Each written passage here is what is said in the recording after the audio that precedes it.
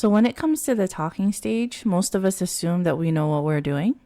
It's just talking and vetting. And what's there to figure out? It's intuitive, right? Yeah. But after 7 years of coaching, I can promise you that it's not nearly as easy as it looks. Oh, dear. Yeah. Luckily, we're going to talk about it today. Yes, let's get into it. Assalamu alaikum and welcome to the Muslim Marriage Podcast, where we show you how to find and build a healthy marriage as a Muslim. I'm Zahra Hassan. And I'm AJ, and we've been married for 4 years. And let's get started. Let's get started. So this week's episode is entitled 7 Talking Stage Mistakes to Avoid If You're Serious About Marriage. I'm serious. Okay. All right. So let me tell you what you want to avoid for your next talking stage. Yes. If you guys like our videos, please comment, subscribe. You can ask your questions below or on our website. And you can also visit our website, zahrahassancoaching.com. Okay, sounds good. So normally at this point, we go through a question, either from the audience or from the Muslim Marriage subreddit. We're not going to do that today. We're just going to get right to the mistakes, right? Mm-hmm. Yep, we're calling you out. So mistake number 1. The most common mistake that I find, especially Muslim women making, is that they assume that people's intentions are genuine. Yeah. Can I ask you, what does that mean? That's a rookie mistake. It is a mistake. But what does that mean to you? To me, it means, what? People lie on the internet? Honestly, let me elaborate a little bit, right? For most of us, it's a human trait to assume that other people think the way that we think. Yeah. I think this way, therefore someone else must think this way as well. So that all of that happens in the subconscious plane. That's exactly the assumption that we walk around with. But when we go out into the world in order to find a spouse, and we have this intention that, well, I'm here on a Muslim matrimonial app in order to get married. Of course. Therefore, other people who are here on the app must also be looking for marriage. It's only natural. Yeah. Especially if they say that they're looking for marriage, they must be looking for marriage, right? They wouldn't lie. Of course. And he said, or because I'm coaching women, he said that that's what he wanted. Therefore, that's what he wants. And I'm going to take him at his word. Face value even.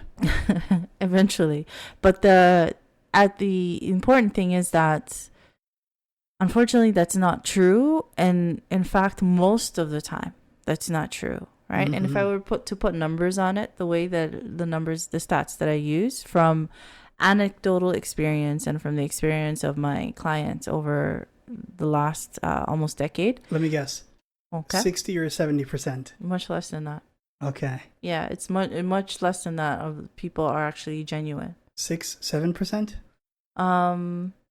Less than that. Oh God. I would say about 2%. Less than 6-7? Yeah, 6 or 7. Okay, you did 6-7. I don't know what 6-7 is, but I see people get very excited when those two numbers come up. I don't understand. But 2 or 3%. That's crazy. Yeah, that's about what it is, right? Yeah. So that translates to, I usually go with the statistic 1 in 50. This hasn't been proven because obviously no one is doing that research. Yeah. But I can tell you from years and years of anecdotal experience from myself and from the clients, that's probably what it is.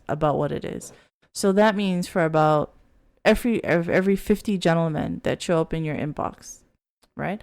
Or at least that you're swiping on, but more likely that are showing up on your inbox, about one of them is going to be serious about actually marrying you. And the only reason that he wants to marry you is in order to build a happy, healthy relationship. Because there are from time to time people who are serious about marrying you, but the reasons that they want to marry you are other reasons. Strictly number-wise, about 1 or 1.5. Yeah. Yeah. Yeah, about that. So that's about the statistics. So that's the first mistake that we make, is that we assume that each person, their intentions and they are genuine, and that they mean what they say, and that what they're telling us is true. Yeah. So I'm not telling you to be completely cynical and assume that everyone is lying, because not everyone is lying. We're just saying don't be naive. Yes, exactly. Don't be naive. If you would like some help to be able to distinguish who is telling the truth and who's not telling the truth, I would recommend that you start by signing up for my webinar that happens once a month. This month is going to be on December the 27th. I'll call Dating App Strategies That Actually Work, where we focus specifically on teaching you how to recognize who's genuine and who's not genuine. Mm-hmm. At least start to be able to teach you how to recognize that in a 1 hour free webinar. The link to that will be in the description. Let's go to mistake number 2. All right. So then the second mistake is a little bit on the opposite spectrum. It's assuming that people don't mean what they say. Right? So let me expand this a little bit. Sometimes you'll come across people during the talking stage, whether on the dating apps or introduced by your parents or etc., somebody who's in a talking stage or wants a talking stage with you, who will tell you that I'm not actually looking to get married in no uncertain terms. Right? They'll say something like, let's just see where it goes, or I don't know if I'm ready for marriage now, or they'll tell you in something that to the effect that, hey, my goals and intentions are different from yours. Yeah.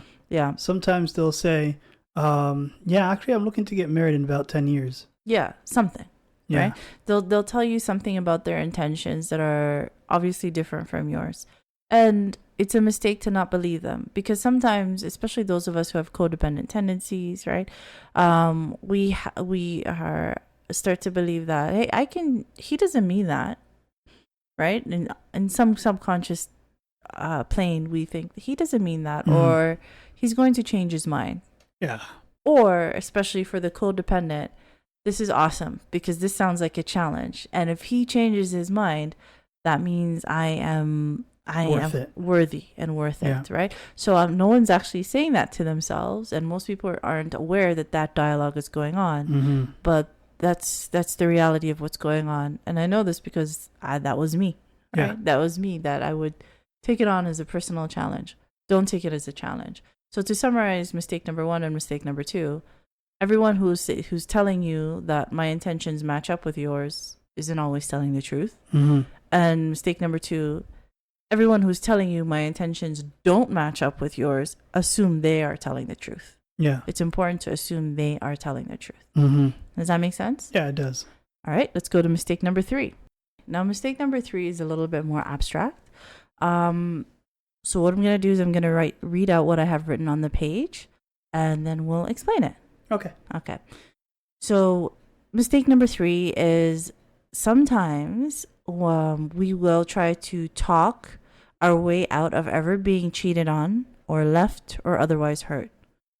Okay. Does that make sense in any way, or it makes perfect sense to me. Okay, so that's not just words in my head. That makes sense. Okay, that's good. No, what you do is you take the words and then you push them out with your voice. They're no longer words in your head. All right, it's for everyone.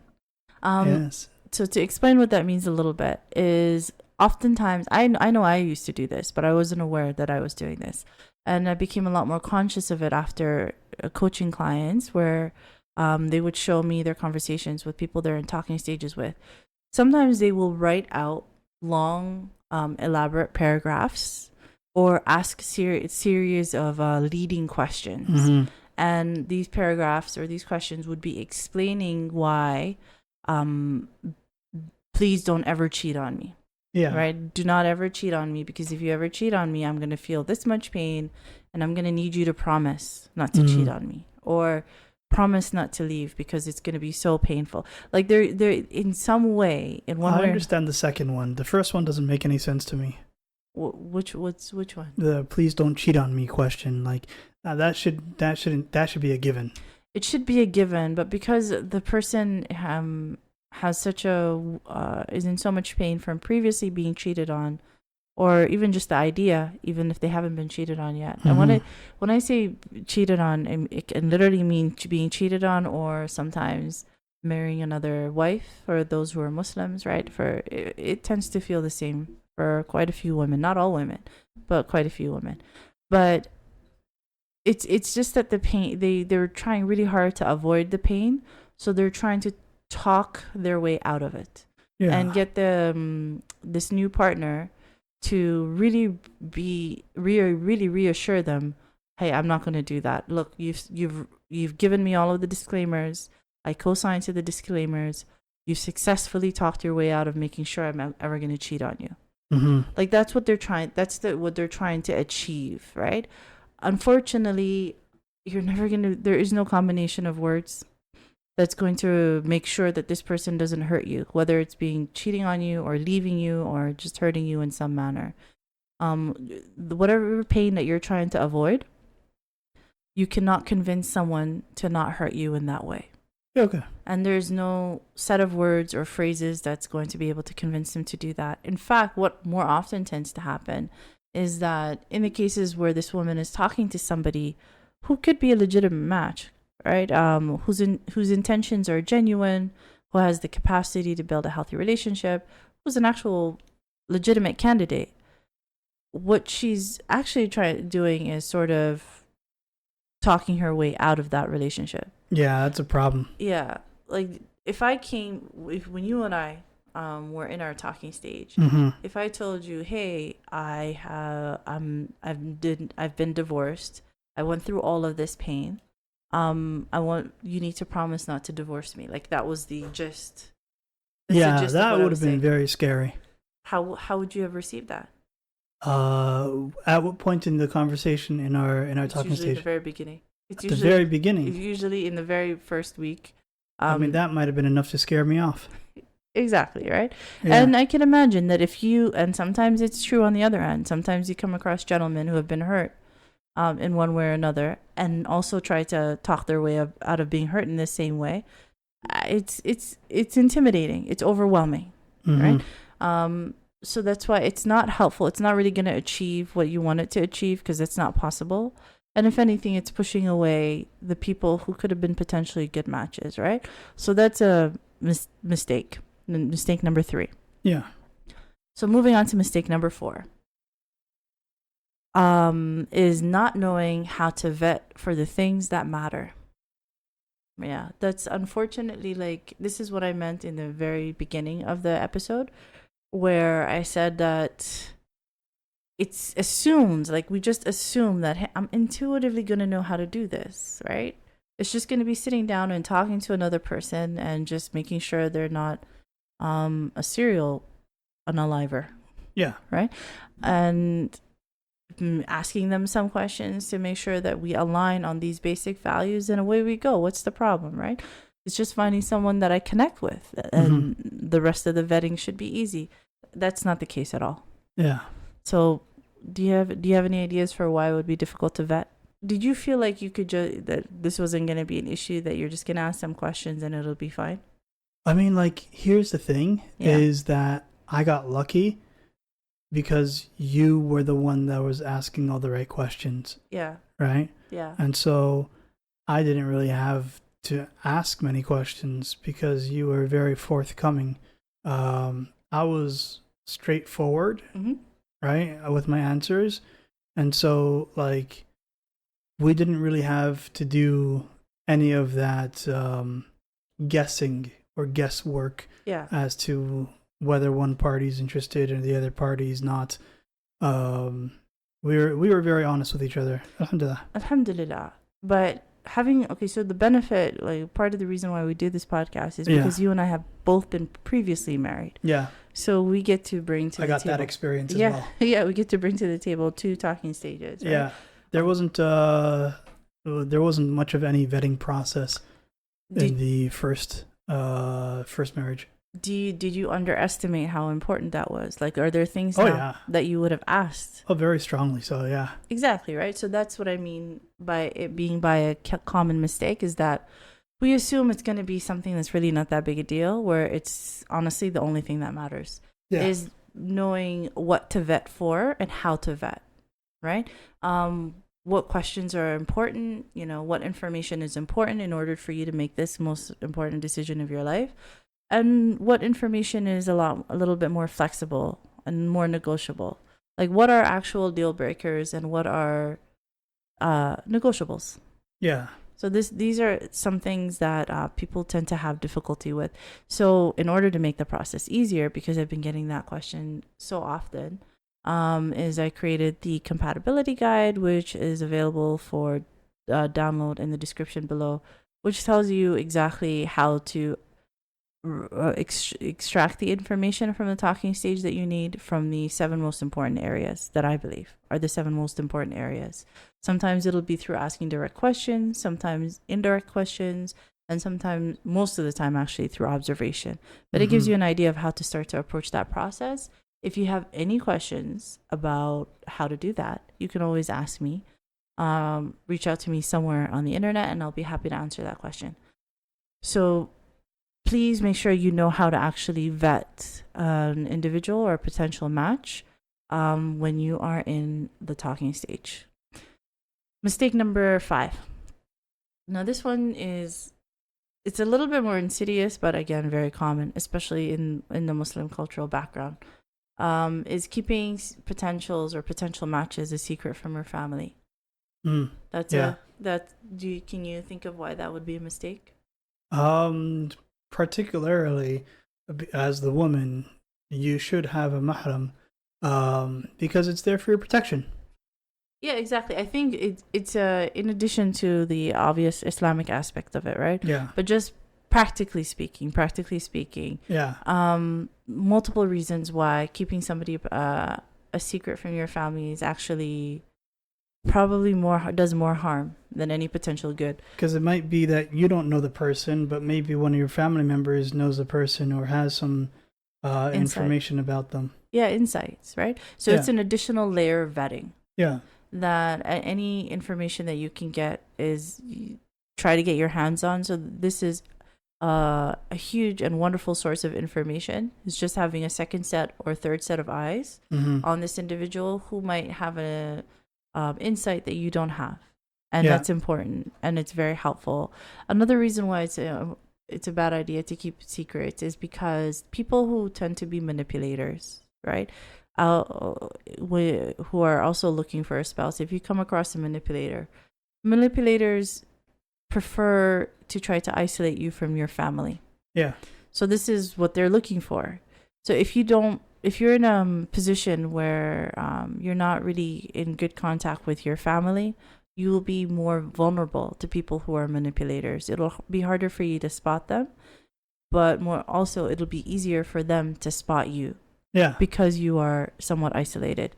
Now, for the people who don't have that luxury of having a good relationship with their family, for one reason or another, maybe they're revert to Islam, maybe there's some real problems that are going on with your family, try to make sure that you're grounded somewhere in your community, whether it's your friends or even a shaykh or an imam, somebody, right? Because when you're out there and you're meeting new people, it's important that these new people know that you are grounded in people who care about you. Exactly. and who have your back. What that does is not only does it add a layer of protection where it pushes away manipulators, but it also reassures somebody who you could be really compatible with that you're not vulnerable. Yeah. Because they're specifically trying to avoid people who are in vulnerable positions, right? There was this recent thing that was coming around on the internets where a celebrity, not going to give any names, was allegedly outed as being some sort of evil lady, aggressor, right? Evil lady aggressor? Yeah, I don't know what term to give them. Were they a lady or were they aggressing upon ladies? It was a man. Okay, right? So he was aggressing upon ladies. Aggressing upon ladies. Okay. And the woman, right, were like, "Oh my God, we had no idea. This is out of left field." Yeah. And then all the guys were like, we knew, right? We didn't really know, but come on, guys, we knew. We could see it. Yeah. Yeah. So it's like the guys were able to pick up on that energy, but the women weren't able to. So it seemed like a collective knowledge from all the guys that were just out there that they could just tell what type of person he was. Mm-hmm. And there's a lot of wisdom behind the mahram. Yeah, I 100% agree. Right, and it makes sense because like if I have a brother and my brother is looking for a spouse and he's talking to women for the purpose of marriage, and he asked me to talk to these women, there's a perspective that I'll have that he won't have. Right, I'll be able to understand her on a level that he won't be able to understand her simply because I'm also a woman. Yeah. Right. So similarly, it makes sense that And men understand men better. even on just like a more superficial level, Mm-hmm. The Dajjal Yeah. is gonna have majority women following him, right? And even have you seen this new fake Dajjal that's going around? The AI or No, it was a couple weeks ago or a couple months ago. There was this one guy who was going around claiming to be the Dajjal. He was wearing black robes and he was having a talk. oh And the majority of his followers were women, right? yeah. And then there are those prisoners who you see their mugshot, Oh. and a lot of the women on the internet were like, "He's hot." Okay. Yeah, he didn't do it. Yeah, let him go. Let my boy free, right? All right. And so sometimes I think that women will pardon a man Yeah. if she finds him attractive. If they're like, "Yeah, this guy, yeah, he's the worst of the worst guy. He's Yeah. literally the Dajjal." They're like, "Yeah, but like, he speaks so softly and nicely and gently to me, you To know? me, yeah. He might be attacking those people over there, but he ain't attacking me." Honestly, you bring up a good point, and the reverse bias also exists. Yeah. Like the number of times that women could see something going on in a specific woman, that men would miss. Yeah. They'd be like, Exactly. "Well, she's beautiful. Yeah. She can't do any wrong." Yeah. Right. So it's yeah. There's plenty of examples. When you were talking about Dajjal who faked Dajjal who came out and was wearing a number, I was like, are they currently leading the United States? No, it's not him. No, okay. All right. Wow. So that's that's a mistake that can be avoided, right? And especially I know, like, especially when we're younger, and we have a rocky relationship with our parents, and this is specifically for the people who have access to a relationship with their parents that's safe. If that's not the case, my heart goes out to you. And please skip forward if this part is triggering, right? Because I know sometimes that can be triggering. But for the people who do have access to a safe relationship with your parents, and you're just trying to avoid the confrontation of it, avoid the judgment and all of those questions, I promise you the protection and that's going to come, and the insight that's gonna that's going to come from your parents outweighs the temporary discomfort of the confrontation and the nagging questions that all of our parents have. I mean, like, put it into perspective, woman. All you ladies out there, like, you have that slight discomfort of your parents nagging you, pushing you, asking you questions, yeah, right? And judging you. Yeah, you're running away from that discomfort. But if you don't seek their advice or their guidance, and you end up choosing the wrong partner or not seeing any red flags that your parents could have seen, and you guys end up divorcing later on, I feel like the scrutiny is going to be much harder. Honestly, I it's can't going to be argue much with more that. uncomfortable then. I can't argue with that. So this is hard and that's hard. It's just choosing your heart. Yeah. Right. Let me put it just perspective for you men out there, right? If you want to go to the gym, right, and you do your exercise, it might hurt in the beginning. But as I'm realizing as I get older, it's more difficult for you to just live a normal life if you don't go through that pain when you're younger. That's true. So it's choosing your pain, right? Yeah, choose your pain. Okay, so that brings us... Test your might. So that brings us to mistake number 6, which is, again, a little bit opposite from everything we just talked about. So mistake number 6 is allowing your parents to pressure you into an incompatible or potentially unsafe marriage. Right? Because sometimes, again, this happens everywhere, but it happens commonly in the Muslim community as well. Because of that, sometimes people overvalue they overvalue their parents' opinion, to the point that even though they can see this marriage is probably not going to work because of these clear incompatibilities, because no one, at the end of the day, your own personal insight matters because you know yourself, right? As much as your parents know you, no one knows you better than you know you. And then if you're meeting this gentleman or meeting this young lady and you're like, this isn't gonna work, but your parents are really pressuring you for A, B, C, D to get married, those marriages have a hard time working out, right? Yeah.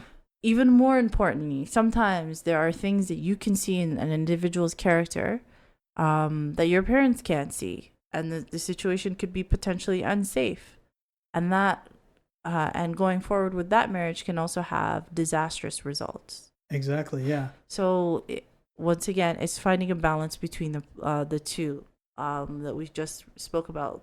So with respect to mistake number 5, don't keep potential matches a secret from your parents. Look for their advice and value their advice, but also at the same time, don't make mistake number 6, which is overvaluing their advice to the point that you're walking into the marriage that you know that's wrong. Yeah. Does that make sense?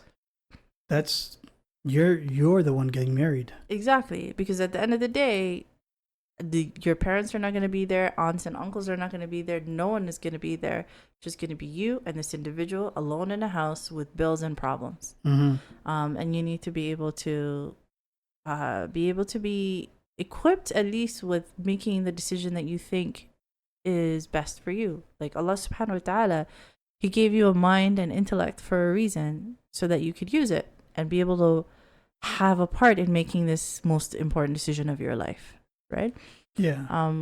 We weren't told to shut off our brains. Use your opinion matters, right? Your opinion and your insight matters in this respect. Yeah. And I know that quite a few people, sometimes we have trouble with that because of the importance that parents have in our religion, which all of it is true. But at the same time, you don't have to get married to somebody, right? Your parents can negate a marriage. If they really don't want you to get married to somebody, they can negate a marriage, but they can't really force you into a marriage. Yeah. So that brings us to mistake number 7. Like, hopefully everything we said so far makes sense. Oh yeah, you're doing amazing. Oh, we are doing amazing.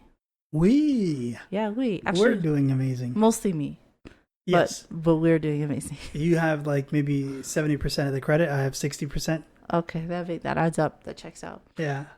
So that brings us to mistake number 7, which is compromising your values or your logistics. By logistics, I mean where you live, where you plan to live, whether or not you want to work, just the aspects of your life that are really important to you that you want to live, right?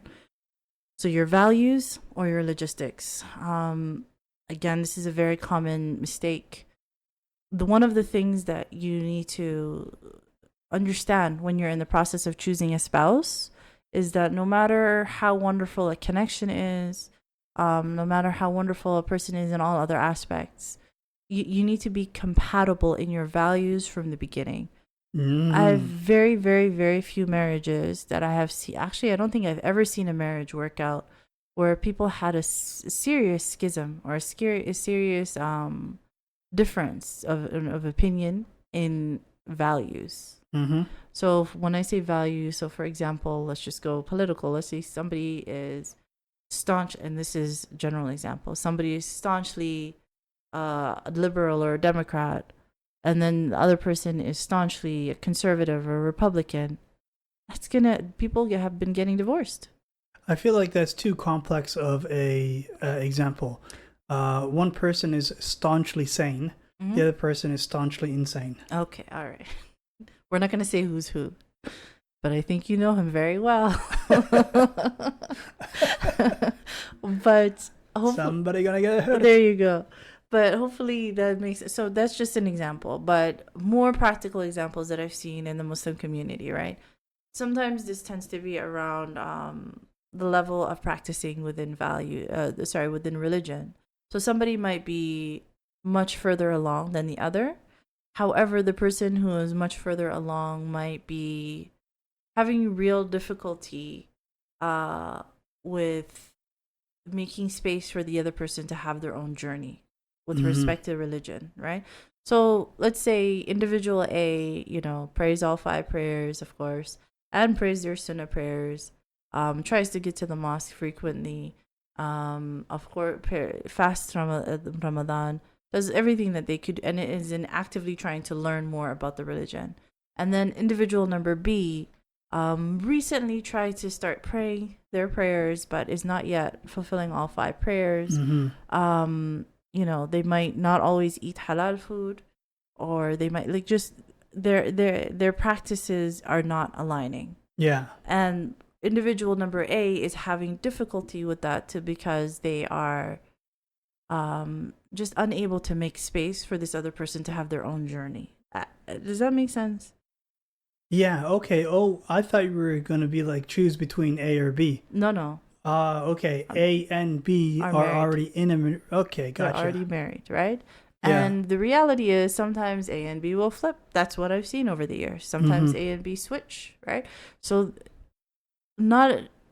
I've had the benefit of having been able to see into many, many, many different marriages over the years, and having had have a more rich perspective of what marriage can look like.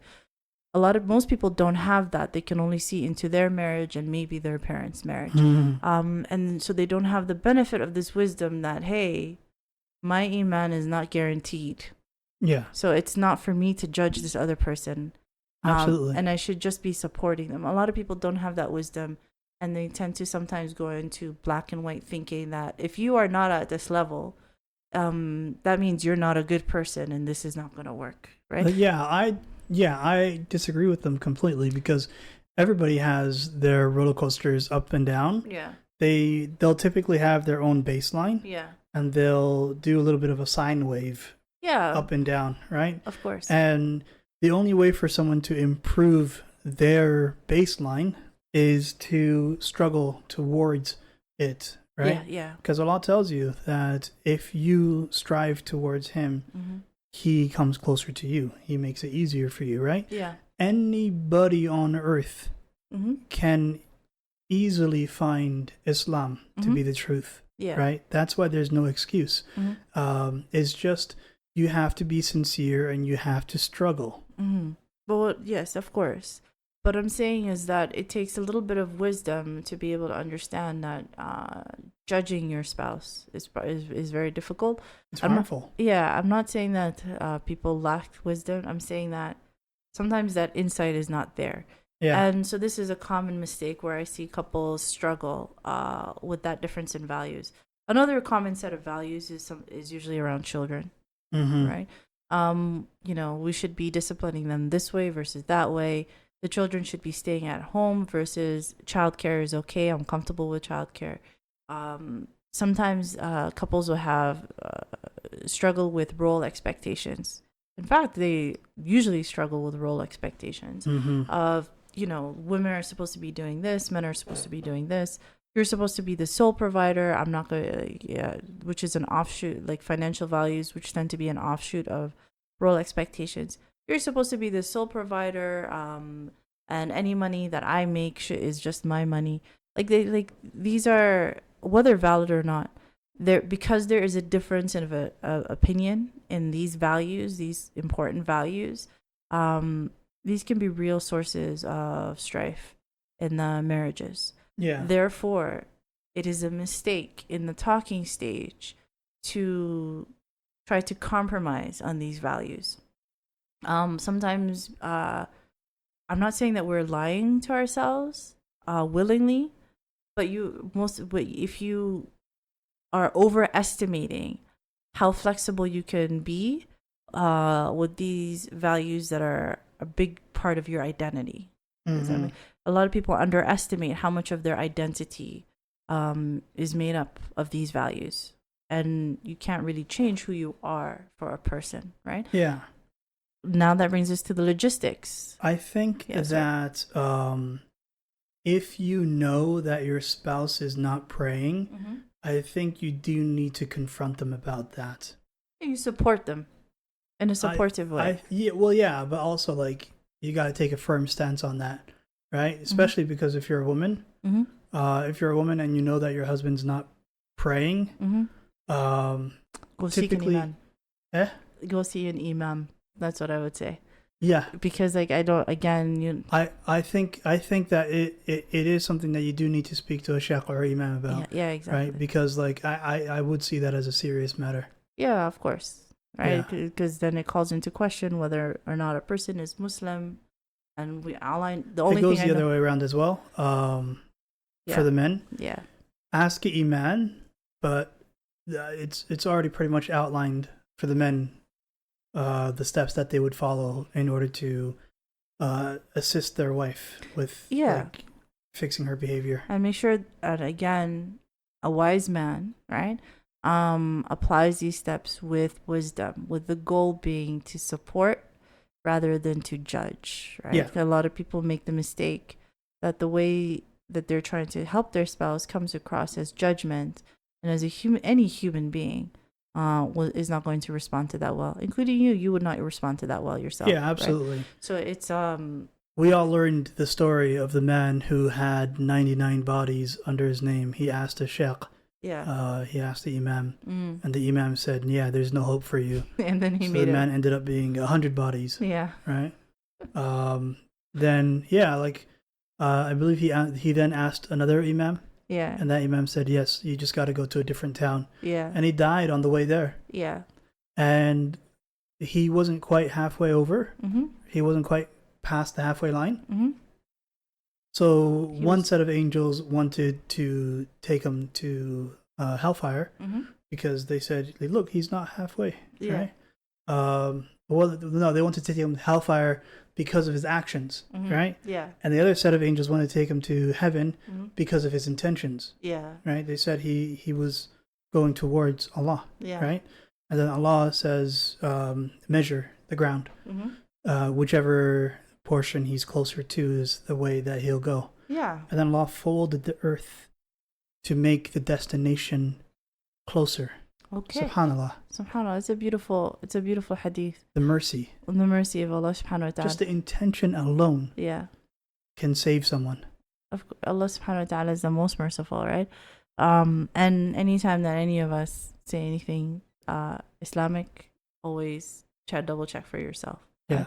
Right? For the audience. Do not go to Sheikh GPT. Sheikh GPT? Do not go to Sheikh GPT. He's upgraded from student of knowledge. He's reached Sheikh status? He's not. He's not Sheikh GPT. Okay. No. Sometimes he'll make things up just to make sure he has an answer for you. Agreed. Like if he doesn't find anything, he'll just make something up. And then he'll present it to you. And he used to say, "Hey, I couldn't, did you make this up?" He's like, "Yes, I'm sorry, I did." Honestly, I feel like he's even more lost than Sheikh Google. Yeah. Google has a little bit more Sheikh Google at the very least was grounded in people that were typing it out, right? Whether you would find out if that person was for Islam or against Islam based off the information that they gave. Yeah. But with Sheikh GPT, we don't know what's happening. You always assume the guy's neutral. Exactly. You're like, "Oh, this guy's neutral," but sometimes he'll just lie to you. Yeah.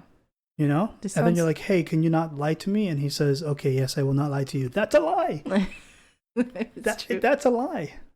This seems very personal, but I get you. Yeah. I get you. But hopefully that makes sense. Okay, so now in talking about compromising your logistics, this usually comes down to location. So this is a question that people who are in long distance or thinking about long distance talking stages ask me. If you can avoid long distance, avoid long distance. But it's important that you don't really move. Like, I'm specifically talking to the women now. Try your best not to move to a location in order to marry somebody. To a new location in order to marry somebody. Because that adds a huge layer of vulnerability upon an already risky situation. Where if you're moving to a new place, that means you're unfamiliar with the people in this new place, and far away from the people that you know. So that isolation adds a huge layer. It's risk upon an already risky situation. So do not compromise your location by moving to a new place for somebody that that you might be marrying or thinking about marrying or are getting married to, right? Do not move for this person. Other logistics. You need to already know whether or not you want to work or plan to work, and not to compromise your plans for an individual. Instead, find somebody whose intentions match yours, right? Intentions match yours.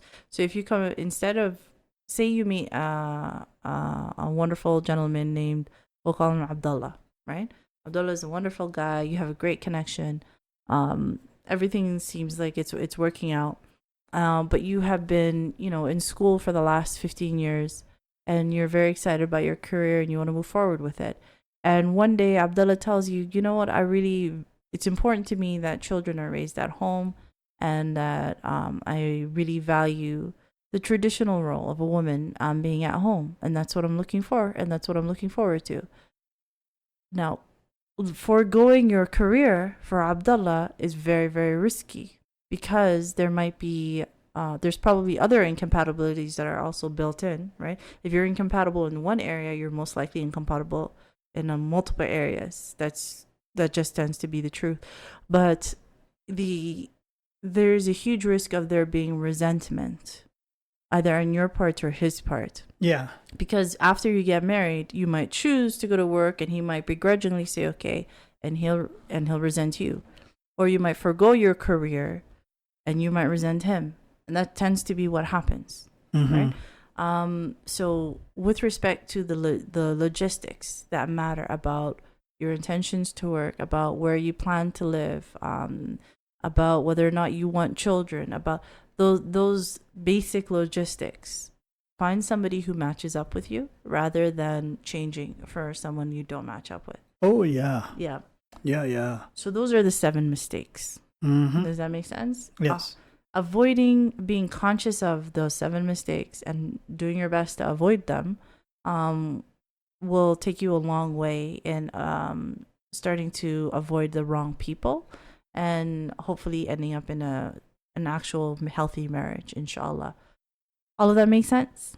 Yes. Okay. Absolutely. So if you have made it this far with us in the podcast, Jazaa K'Allah Khayr, we really appreciate you choosing to spend your time with us. It always means a lot. If you are single and you are looking for help on navigating the dating apps, you can always sign up for my free dating app training called Dating App Strategies That Actually Work. This month it will be on December the 27th. The link will be in the description. And if you would like some help in assessing compatibility, feel free to download my compatibility guide. Link is also in the description. And every single thing that we talk about in the Muslim marriage podcast world can be found at our website, www.zahrahassancoaching.com. If you haven't subscribed to our channel, please subscribe. It really means a lot. And if you have subscribed, Jazakallah Khair, we appreciate you more than you know. That's everything. That's everything. So we wish you a wonderful week, and assalamu alaikum. Wa alaikum salam.